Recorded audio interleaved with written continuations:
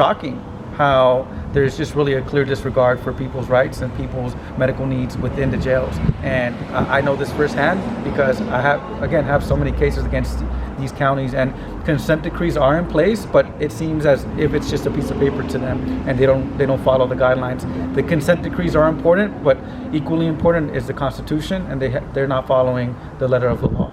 Well, there's a possibility of resolution which would obviate a bail, the possibility of bail. I mean, there are some deals which would permit for some people to get out of jail. Okay. Thank you. All right. Thanks, everyone. Thank you, Christian. Thank you, Christian. Today, we were here 7 days after the last court date, and we were here for a pretrial.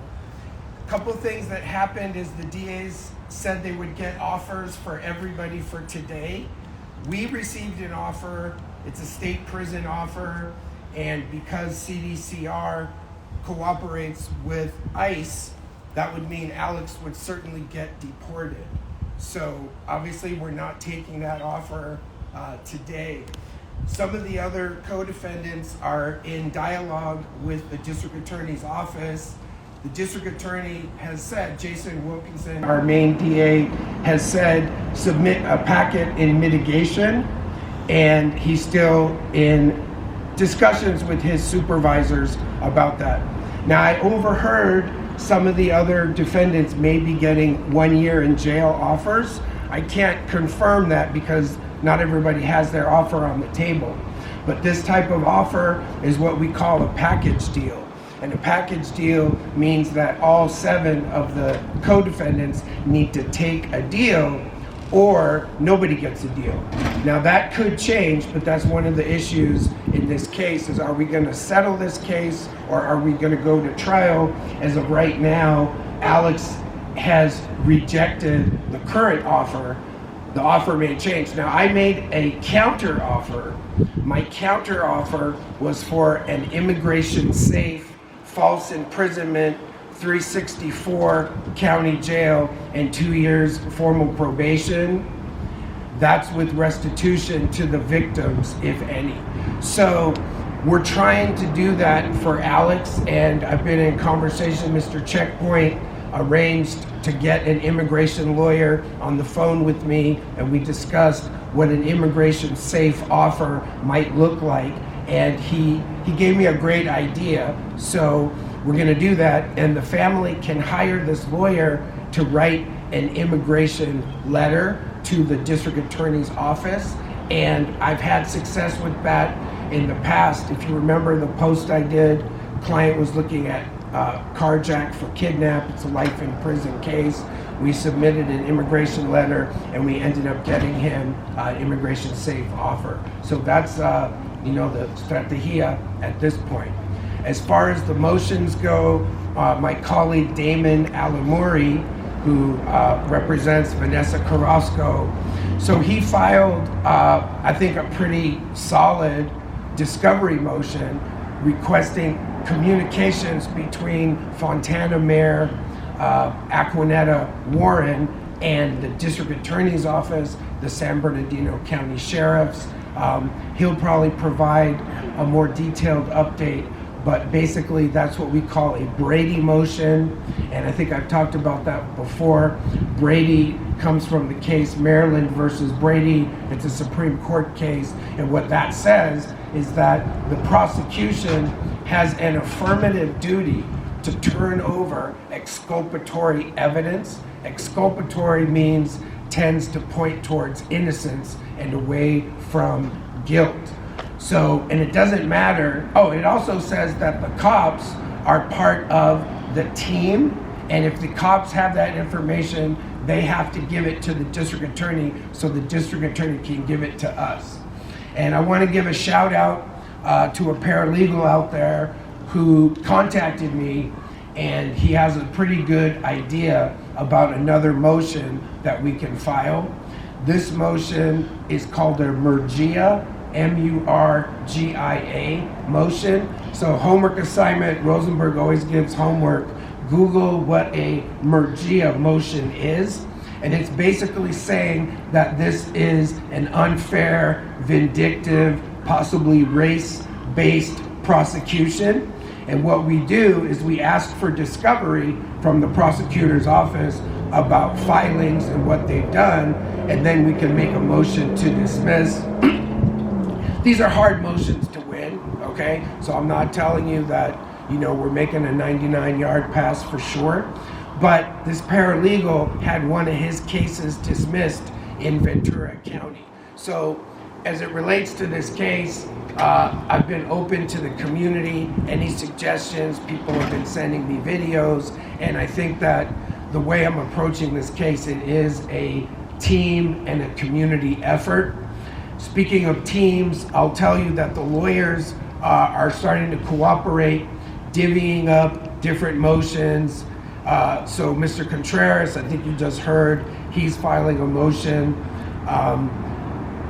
I forget what his motion is, but anyway. Change of venue. Yeah, so change of venue is something I'm probably raising in a motion we call a 995. What a 995 means is that after a preliminary hearing, we can attack the preliminary hearing result by filing a 995, excuse me. So let's give an update about Alex.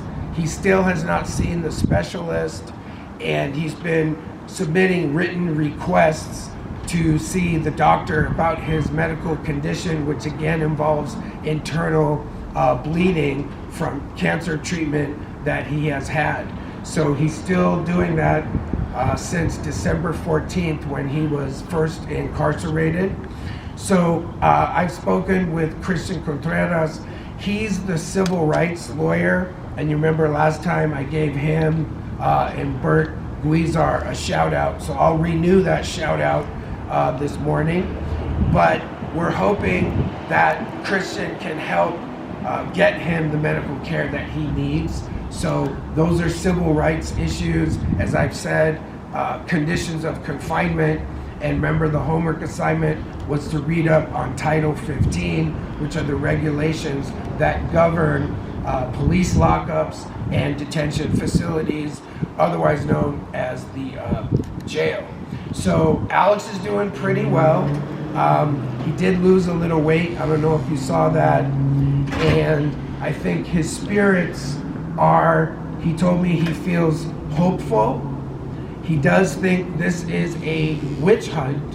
And when he said that, I said, well, you sound like Trump. And he said, basically, it's the same thing. It's just the other side of that coin. So thank you for everyone who's here. Give yourself a hand. As my compa over here was saying, it is difficult to get out here for every court date, missing work, driving 2 hours to Victorville. So I gotta come, right? But I appreciate all the supporters who are here. I tend to focus on Alex because he's my client, but obviously we want to see everybody get out. We want to see if there's some offers that make sense for people, that they can take an offer and end this chapter. But having said all that, we have to be ready for trial. So we do have some trial strategies, and I have one little chisme that I can share with you, and that is that the person who John Doe 2 threw the urine at has filed a complaint with the Pomona Police Department. I don't want to speak on it too much, but so we're trying to punch back on that. And I'm in contact with the street vendor. We've been texting actually this morning. The one that, I call him street vendor number 1, right?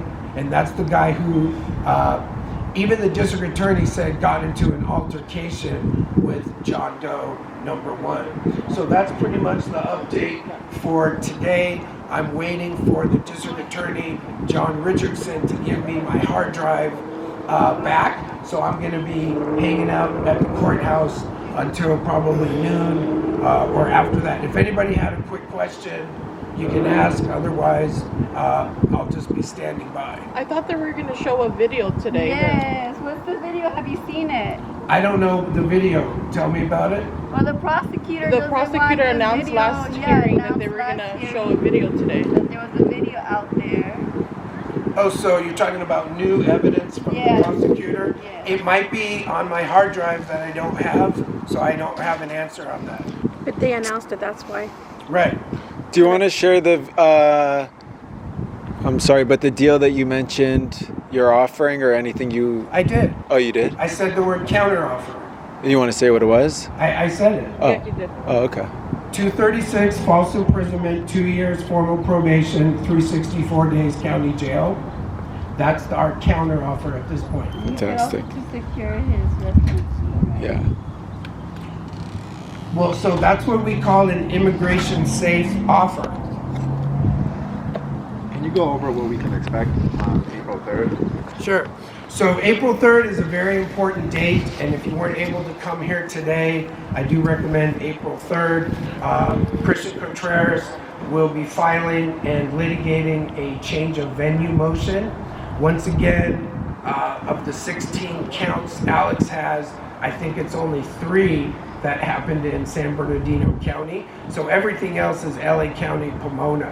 So that motion will be heard. The judge said maybe not, but he wants to devote sufficient time to hear that motion. If you were in court, you'll remember that. I'm doing my pitches motion. I may be doing another motion for the 3rd. And then, as I said before, Damon Alamuri, he has that discovery motion.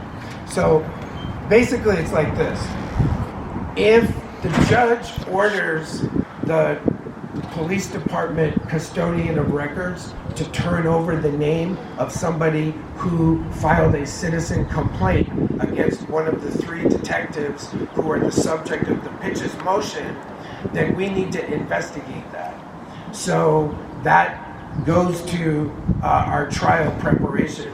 And it's the same for Damon's motion. If the judge orders new discovery to be turned over, then that's new evidence that the defense team has to process and factor in. So the 3rd, I think, is an important date in the case. And I'll just say one thing. Prior to this hearing, we had set April 8th as our trial go date. And then we had April 3rd as our assignment. I call it a readiness conference. They call it an assignment hearing. So we vacated that trial date and we set what we call a DNR, that's disposition reset, for April 3rd, but we've entered into a new time waiver of 0 of 60. And if you don't know what a time waiver is, because I'm trying to educate the community about what's happening in the case, what the terms are, what they mean, etc. So every time we go to court, we're so many days of so many days. So when you first go to court at your felony arraignment, you are considered to be 10 court days from your preliminary hearing. And that means you have the right to demand your preliminary hearing, but the prosecutor has 10 court days. If you agree to waive that right, we call that the 10-day rule. So if you agree your preliminary hearing can be past those 10 court days, that's giving a time waiver. So also when you're first in court on a felony arraignment, you have the right to demand your preliminary hearing within 60 calendar days. So usually we see a preliminary hearing go on day 8 of 10, or day 9 of 10, or day 10 of 10. So it's common that the judges will take a 10 and 60 day waiver, which in this case, I came in, I believe, December 26th. So we've entered into those time waivers before. So when I say 0 of 60 calendar days, that's what we call our time waiver. Someone's asking, Kat, if we changed the venue, would it start over? Would it be everything starting over? So that's an interesting question, because the mechanics of that would basically be the court would order the Pomona counts to Pomona and then order the Victorville counts to Pomona. But as far as does it reset the clock, I'm not 100% clear on that. These are very difficult motions to win. But if you remember the Michael Jackson case, the lawyer, I forget his name right now. His first name is Bob. But anyways, he was successful in changing venue to Santa Barbara County. But follow up with Christian on that question. Cool. Thanks. Okay, guys, once again, give yourself a round of applause for being here. Nicholas Rosenberg, Eden Alex Enamorado, Freed the Justice 8 on Jingbat. This is why we always Film police. Subscribe to Mr. Checkpoint on YouTube and send your cop videos to MrCheckpoint.com/submit.